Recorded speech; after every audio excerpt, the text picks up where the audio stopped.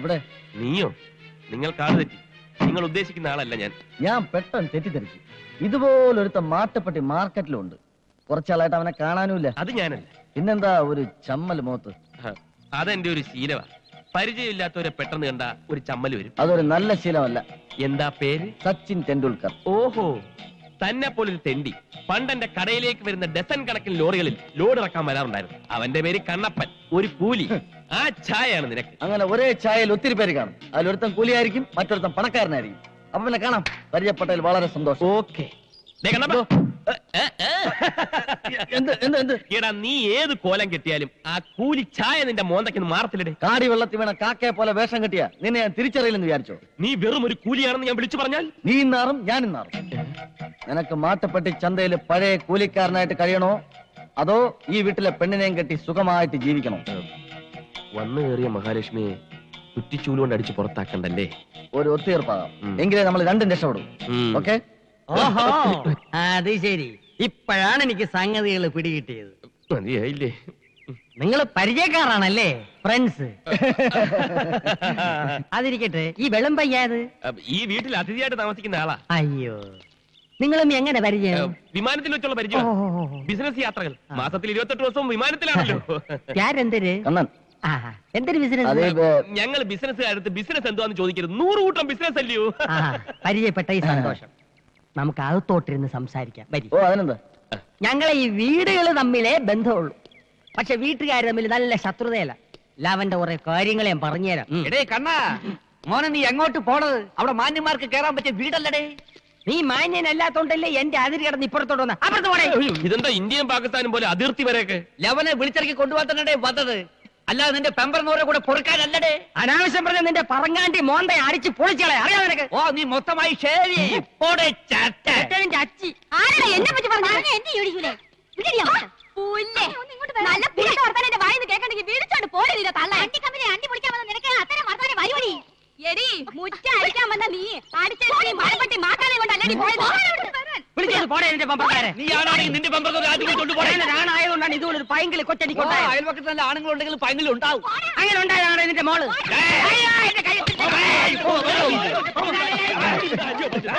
ഇത്തരം മാറിയ ചെറ്റ വർത്താനം ചന്ത പോലെ ഞാൻ കേട്ടിട്ടില്ല.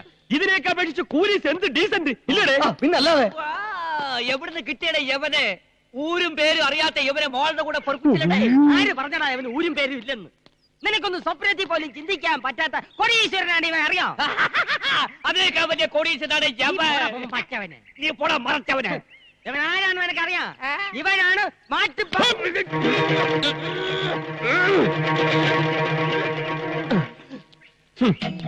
ഈ വീട്ടിൽ ഞാനൊരു ഗസ്റ്റായി താമസിച്ച കുറ്റത്തിനാണോ ഈ വഴക്ക്? എന്റെ ആത്മാർത്ഥ സുഹൃത്തുമായി ഈ വീട്ടിന്റെ മുറ്റത്ത് നിന്നും സംസാരിച്ചതിനാണോ ഈ വഴക്ക്? ഈ പാവം പെൺകുട്ടിയെയും എന്നെയും ചേർത്ത് എന്തെല്ലാം അപഖ്യാതികളാണ് നിങ്ങൾ പറഞ്ഞത്? ഞാൻ മൂലം ചീത്ത പേര് കേൾക്കേണ്ടി വന്നതിൽ കുട്ടിക്ക് വിഷമമുണ്ടോ? പ്രായശ്ചിത്തം ചെയ്യാൻ ഞാൻ തയ്യാറാണ്. ഈ നിൽക്കുന്ന കുബേരയുടെ മകൾ ലക്ഷ്മി കുബേരെ ഏറ്റവും അടുത്ത മുഹൂർത്തത്തിൽ ഞാൻ കല്യാണം കഴിച്ച് ഈ ചീത്ത പേര് മാറ്റും എന്ന് ഇതിനാൽ പ്രഖ്യാപിച്ചുകൊള്ളുന്നു. മോനെ കണ്ണ രക്ഷിക്കടേ, നീയും പ്രഖ്യാപിക്കടേ. അങ്ങനെയാണെങ്കിൽ ഈ നിൽക്കുന്ന പ്രഭാര പ്രഭുവിന്റെ മകൾ പാർവതി പ്രഭുവിനെ എന്റെ ആത്മസുഹൃത്തിന്റെ കല്യാണത്തിന്റെ അന്ന് ഞാൻ കല്യാണം കഴിക്കുമെന്ന് പ്രഖ്യാപിച്ചുകൊള്ളുന്നു.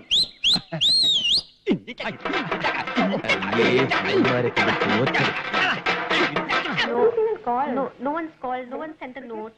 Okay, I don't understand why they're scared. പെട്ടെന്നുള്ള വാശിയിൽ കല്യാണം നിശ്ചയിച്ചെങ്കിലും നിന്റെ അച്ഛൻ്റെ കൂടെ വിവരം പറയേണ്ട മര്യാദകൾ നമുക്കില്ലേടെ? ഏയ്, അതിന്റെ ഒന്നും ആവശ്യമില്ല. അറിഞ്ഞാലും അച്ഛൻ സമ്മതിക്കില്ല. എങ്കിലും ഒന്ന് സൂയിപ്പിച്ചരേ. അത് വേണോ? ഹലോ ഹലോ, അച്ഛൻ ഞാൻ കണ്ണനാ. അച്ഛനോ? അച്ഛനാ കേടിയ വള്ളി വാണിച്ചു. അച്ഛൻ നിശ്ചയിച്ചിരിക്കുന്ന പെണ്ണ് വലിയ കോടീശ്വരി ആയിരിക്കും. പക്ഷെ എനിക്ക് ആ കല്യാണം വേണ്ട. എനിക്ക് മറ്റൊരു പെൺകുട്ടി ഇഷ്ടമാണ്. അച്ഛനെ നടത്തി തരണം. നടക്കില്ലെന്നോ? എന്ന് പറഞ്ഞാൽ എങ്ങനെയാ? ഞാൻ സ്നേഹിച്ചു പോയി. കേട്ടിട്ടില്ലേ കുബേരയെ കുറിച്ച്? അദ്ദേഹത്തിന്റെ മകളാ. കേട്ടിട്ടില്ലെന്നോ? കേട്ടിട്ട് പോലും ഇല്ലെന്ന്. ഞാൻ വാക്ക് കൊടുത്തു പോയി. ഇനി പിന്മാറില്ല. എന്ത്? അച്ഛൻ ജീവിച്ചിരിക്കുമ്പോൾ നടക്കില്ലെന്നോ? അച്ഛന്റെ മോനാണ് ഞാനെങ്കിൽ എനിക്ക് ഇഷ്ടപ്പെട്ട പെണ്ണിനെ ഞാൻ കെട്ടു. ഇത് സത്യം, സത്യം, അസത്യം. ആഹാ, എനിക്കുണ്ട് വാശി.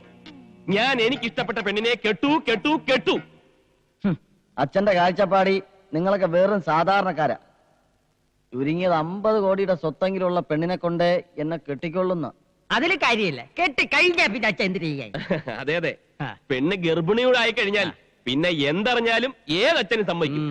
അച്ഛനാണെ സമ്മതിക്കില്ലേ? പിന്നെ സമ്മതിച്ചില്ലേ പിന്നെ അച്ഛനല്ല, മൃഗാണ് മൃഗാണ്. എനിക്ക് സന്തോഷമായി.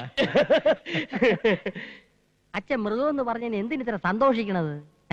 ലക്ഷ്മി, തൽക്കാലം ഈ കല്യാണം രഹസ്യമായിട്ടങ്ങ് നടത്തിയാലോ? അതെ അതെ, ഇത് ഞാൻ അങ്ങോട്ട് പറയാതിരിക്കായിരുന്നു. ഓ തന്നെ, നമുക്ക് രജിസ്റ്റർ കല്യാണം മതിയടേ.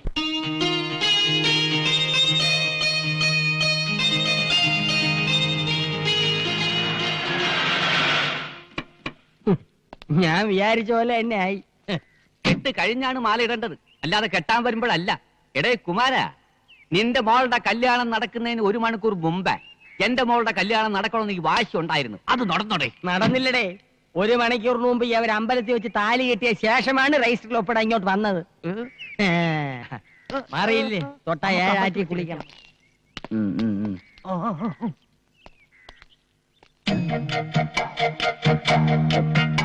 ഞാനേ 1 മിനിറ്റ്, ഇപ്പൊ വരാം. ഫ്രണ്ട്സ് വന്നിട്ടുണ്ട്.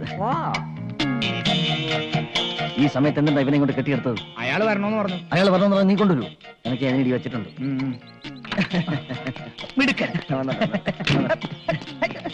ഞാൻ പ്രതീക്ഷിച്ചതിൽ നേരത്തെ സംഗതി. കൺഗ്രാചുലേഷൻ. ഇതാ പറഞ്ഞ തുക. ഇനിയിപ്പം എന്റെ കയ്യിലാണ്. എനിക്ക് ആ പ്രഭാര പ്രഭുവിനെ നടത്തിയിരണം, എന്നിട്ട് ഉറക്കെ വിളിച്ചു പറയണം, മാട്ടുപ്പള്ളി ചന്തയിലെ വെറും കൂലിയെ നിന്നെ കുറിച്ചും നിന്റെ കുടുംബമയെ കുറിച്ചും. ഇപ്പൊ തന്നെ വേണം. വേണം, അതാണ് എന്റെ പ്രതികാരം. ഇപ്പൊ തന്നെ. അയ്യോ, മണ്ടത്തരം കാണിക്കരുത്. ഇപ്പൊ പ്രതികാരം ചെയ്ത ഏക്കത്തില്ല. ആ പെണ്ണിന് ഒരു കേടുപാട് സംഭവിച്ചിട്ടില്ല. ഈ കാര്യം ഇപ്പൊ തന്നെ അറിയിച്ച എന്നെ അടിച്ചോടിച്ച് പെണ്ണിനെ മറ്റൊരുത്തിനെ കെട്ടിച്ചു കൊടുക്കും. പിന്നെ എന്തോന്ന് പ്രതികാരം? അപ്പൊ പിന്നെ ഞാൻ എന്ത് ചെയ്യും? കാത്തിരിക്കണം. കാത്തിരിക്കേ? ആ പെണ്ണിന് നീ തെളിച്ചു പറ. പെണ്ണ് കുറച്ച് പുളിയും വാങ്ങി തിന്നുന്നത് വരെ. എങ്ങനെ? ഒന്ന് പറഞ്ഞു മനസ്സിലാക്കി. ഞാൻ പറയാം. ഇവൻ പറഞ്ഞതിന് കാര്യണ്ട്. പെണ്ണ് ഗർഭിണി ആയ പിന്നെ ജീവിതകാലം മുഴുവൻ ഈ കൂലിയുടെ കൂടെ പുറത്തോളും. നിങ്ങൾക്ക് പ്രതികാരമായി പെണ്ണിന്റെ ശാപേക്കത്തുമില്ല. ഓക്കെ ഓക്കെ, സമ്മതിച്ചിരിക്കുന്നു. All the best. ഇടപാടുകളൊക്കെ തീർന്നല്ലേ? ഇനി ചെറുക്കനെയും പെണ്ണിനെയും കൊണ്ട് വേഗം പുറപ്പെടാൻ നോക്കുണ്ടി കിട്ടാ. എങ്ങോട്ട്? ചെറുക്കന്റെ വീട്ടിലോട്ട്. അതല്ലേ നാട്ടു നടപ്പ്. അയ്യോ, അത് നടക്കോ? നടക്കണ്ട, കാറി പോയാ മതി. വാ വാ, നീ വാടേ മണ്ണുണ്ണി. അച്ഛാ, ഇന്ന് തന്നെ പോണോ? കുറച്ചു ദിവസം കഴിഞ്ഞിട്ട് പോയാ പോരെ? അതൊന്നും സാരമില്ലടേ. നിന്റെ അച്ഛൻ ഈ ബന്ധം അംഗീകരിക്കും. ഇതിപ്പോ ഒരു സന്ദർഭം വേറെ ഇല്ലടേ. കല്യാണം കഴിഞ്ഞ പെണ്ണിന്റെ കൈയും പിടിച്ച് വീട്ടിലോട്ട് കയറി ചെല്ലുമ്പോ തന്തയ്ക്ക് പറഞ്ഞ തന്തമാർക്കൊന്നും ആട്ടി പുറത്താക്കാൻ കഴിയില്ലടേ. നിങ്ങളെ കയറി ഒന്ന് ലോഹ്യമായി കഴിയുമ്പം ഞാൻ ഒന്ന് എത്തിക്കൊള്ളാം. മോളെ, നീ ആ വീട്ടിൽ ചെന്ന് കയറുമ്പം ചില്ലറ പ്രശ്നങ്ങളൊക്കെ ഉണ്ടാവും. ഒന്നും വിട്ടുകൊടുക്കരുത്. എടി, അവിടെ കിടന്ന് ക്വാന അടിക്കാതെ രാഹുകാലത്തിന് പുറപ്പെട്ടിട്ട് വരി. കല്യാണം കഴിഞ്ഞ് പെണ്ണിനെയും കൊണ്ട് ചെക്കന്റെ വീട്ടിലേക്ക് പോണമെന്ന് ആരുണ്ടാക്കിയ നിയമമാണ്? ഓ, നാണം കെട്ട ഒരു നാട്ടുകടപ്പ്. മോളെ പാർവതി, എന്റെ അച്ഛൻ എന്തായാലും ആ വീട്ടിലോട്ട് കയറ്റത്തില്ല. അതുകൊണ്ട് കുറച്ചു കാലത്തേക്ക് നമുക്കൊരു ഊട്ടിയിലോ കൊടൈക്കനാലോ ടൂർ പോയാലോ? ശരിയാ, ആ തണുപ്പിൽ 1.5 മാസം കൊണ്ട് സംഭവം ശരിയാക്കാം. എന്ത് സംഭവം? ഈ വീട്ടിൽ കയറുന്ന സംഭവം. നമുക്ക് വേറെ എങ്ങോട്ടും പോകണ്ട, കണ്ണേട്ടന്റെ വീട്ടിലേക്ക് പോയാൽ മതി. തൽക്കാലം നമുക്ക് ഏതെങ്കിലും ഹോട്ടലിൽ റൂം എടുത്ത് താമസിക്കാം. എന്നിട്ട് സാവകാശം ഞാൻ ചെന്ന് എന്റെ അച്ഛന്റെ മനസ്സ് മാറ്റിയെടുക്കാം. അതുവരെ നിന്റെ അച്ഛനും വിവരം അറിയണ്ട. 1 മാസത്തേക്ക് തകർത്ത് ജീവിക്കാൻ വേണ്ട തൊട്ട് കയ്യിലുണ്ടല്ലോ. വണ്ടി വിടാം ഏതെങ്കിലും AC റൂമിലോട്ട്. അല്ല, നമ്മൾ എങ്ങോട്ടേ പോണത്? ഞാനും അതാ ആലോചിക്കുന്നത്. നമുക്ക് എങ്ങോട്ടെങ്കിലും മുങ്ങിയാലോ? എനിക്ക് അച്ഛന്റെ മുമ്പിൽ ചെല്ലാൻ ഒരു പേടി. എന്തായാലും എല്ലാം ഒരിക്കലും അറിയും. എന്നാലത് ഇന്ന് തന്നെ ആയിക്കോട്ടെ, നമുക്ക് അച്ഛന്റെ അടുത്തേക്ക് തന്നെ പോവാം. അയ്യോ, വീട്ടിൽ പോകാൻ പറ്റില്ല, എന്റെ തല വിട്ടും. അതിന് തെറ്റ് ചെയ്തത് ഞങ്ങളല്ലേ? കൂട്ടി നിന്നത് ഞാനല്ലേ? ഇവള് പറയുന്നതിലും കാര്യമുണ്ട്. നീ വീട്ടിലോട്ട് വണ്ടി വിട്. രണ്ടിലൊന്നും അറിയണം. എന്തൊക്കെ പറഞ്ഞാലും ശരി, വീട്ടിൽ പോകാൻ പറ്റില്ല. കുഴപ്പമില്ലാത്ത രീതിയിൽ ഞാൻ കൈകാര്യം ചെയ്യാം. നീ വണ്ടി വിട്. എനിക്ക് പറ്റില്ല. ഡ്രൈവർ, ബാലേട്ടൻ പറയണത് കേട്ടാ മതി. വണ്ടി എടുക്കാൻ. നീ വണ്ടി ഇടറേ.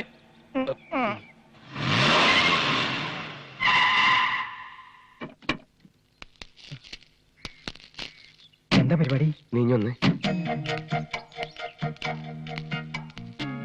ഇത് പിടി. ഓ, ഞാൻ നിന്റെ അച്ഛന്റെ അടുത്തേക്ക് പോകുന്നു. വെറുതെ ഒച്ചപ്പാടുണ്ടാക്കുന്നു. എന്നെ അവര് പിടിച്ച് പുറത്താക്കുന്നു. കല്യാണം കഴിച്ചുകൊണ്ടാണ് അവര് പുറത്താക്കുന്നതെന്ന് കാറിലിരിക്കുന്ന ലക്ഷ്മി മനസ്സിലാക്കുന്നു. മൊത്തത്തിലൊരു കളി, അത്രേ ഉള്ളൂ. ഇതൊക്കെ ശരിയാവോ? എനിക്ക് പേടിയാവോ? ഇതുമാതിരിയുള്ള ചുറ്റിക്കളിക്ക് നീ കുറച്ചുകൂടി തന്റെ ഇടം കാണിക്കണം. നീ കാറിലിരി, ഞാനൊന്ന് സംസാരിച്ചു നോക്കട്ടെ. പെണ്ണ് പൂമാല. ദൈവമേ, കൊച്ചുമലയാളിയുടെ കല്യാണം കഴിഞ്ഞു. കൊച്ചുമലയാളിയുടെ കല്യാണം കഴിഞ്ഞു.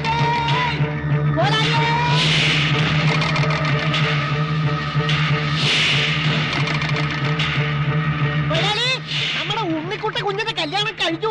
പെണ്ണും പൂമാലും ഒക്കെ ആയിട്ട് ദേ ഇങ്ങോട്ട് വരുന്നുണ്ട്. ഒരു കാര്യം പറയണ്ട. ഒന്നും പറയണ്ട. എന്നെ അറിയിക്കാതെ കല്യാണം കഴിച്ച് പെണ്ണിനെ കൊണ്ട് ഇങ്ങോട്ട് വരാൻ അവനങ്ങനെ ധൈര്യം വന്നു. ഓ അത് ശരി, ഉണ്ണിയുടെ കല്യാണം കഴിഞ്ഞെന്ന് തെറ്റിദ്ധരിച്ചിരിക്കുകയാണ്. എന്താ ഒന്നും മിണ്ടാത്തെ? ഒരു പെണ്ണിനെയും കെട്ടി വീട്ടിൽ വരുമ്പോ ഇങ്ങനെ ഞഞ്ഞാ മുഞ്ഞ വർത്താനം പറഞ്ഞാൽ എങ്ങനെ? ഒരു തീരുമാനം ഉണ്ടാക്കാൻ ഞാൻ പോവില്ല. ഇല്ലേ? ഇല്ല. അയ്യോ,